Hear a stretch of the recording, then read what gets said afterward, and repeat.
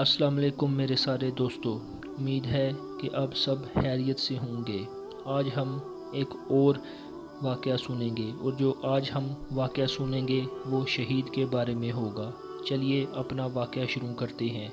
हज़रत जाबिर रज़ियल्लाहु ताला अन्हु का बयान है कि जंग अहद के दिन मैंने अपने वालिद हज़रत अब्दुल्ला रज़ियल्लाहु ताला अन्हु को एक दूसरे शहीद के साथ एक ही कब्र में दफन कर दिया था।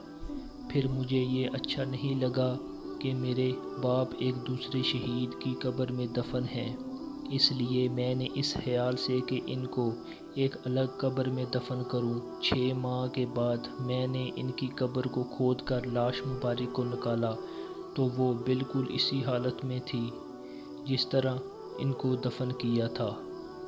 इस वाक़े से हमें मालूम होता है कि जो शहीद होता है वो बिल्कुल उसी तरह रहता है जिस तरह उसको दफन किया जाए।